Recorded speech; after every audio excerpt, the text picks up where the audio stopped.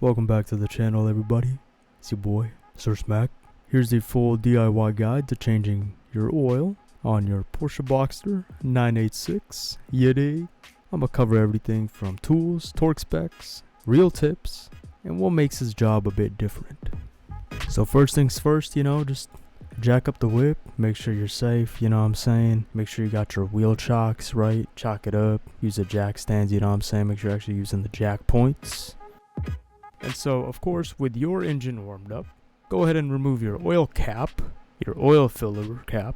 Make sure it's loose, you know what I'm saying? Then go ahead and get down there, drain the bolt using your 8mm hex. In my case, I'm using a Europarts magnetic drain plug. It's a 18 by 1.5mm. And so right now, we're actually just going to be draining it for about 15 to 20 minutes. So be patient. This way, you can actually get a cleaner refill, right? These vehicles are very sensitive, engine-wise. And so right after it's done draining, just go ahead and grab your brand new crush washer. Don't miss this step. Very important. Just grab your brand new crush washer. You know what I'm saying? Just spend the bands. Invest it in a new crush washer. Put it on your drain bolt, or like in my case, my magnetized drain bolt.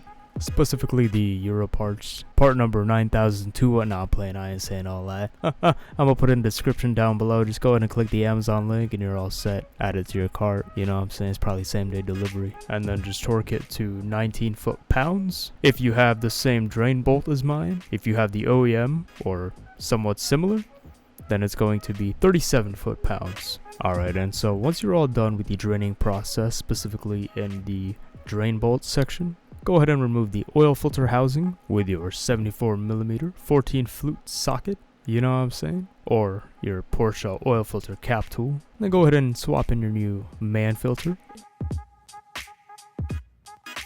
It's the metal-free oil filter, and your brand new O-ring that comes in the box. The brand new O-ring just comes in the oil filter, or you just put it in the oil filter housing, right? And then you can see me actually pre-fill the oil filter housing halfway, never fully. I really go more in depth in my last video. To summarize, this just reduces the startup lag without overflow risk, you know what I'm saying? And if it's your first time putting in the oil filter in the car, don't worry. I know you may feel like it's not actually sticking, or if you feel like you're going to break something, you're not. Don't worry. If you actually look closely in the notch where the oil filter goes, it's supposed to hook on to the actual oil filter itself. And so once you pop it in there, you'll feel it. It'll feel like a click or a pop. And then you're all set. Start twisting the oil filter cap or the oil filter housing, and you're chilling. Hand tighten it, and then you torque it down to 19 foot-pounds. And if you're wondering about the same thing I was when I first did this, which way does the oil filter go? Does it matter which way? I did some research on the forums, and I guess the lettering on your oil filter needs to be facing down. So there you have it. I just went with that. A lot of people agreed, so I was like, alright, lettering on the oil filter is facing down.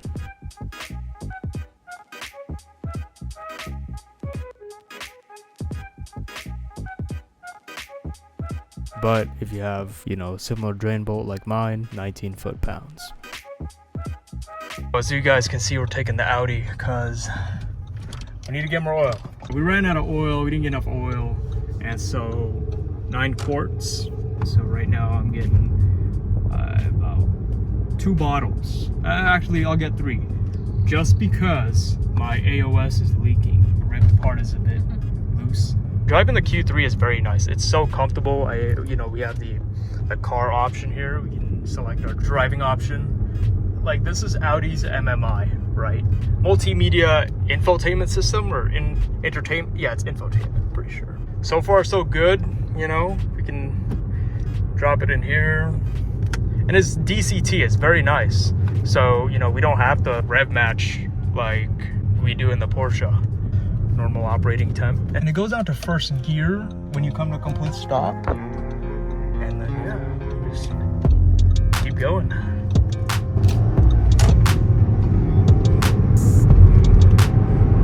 Little POV drive,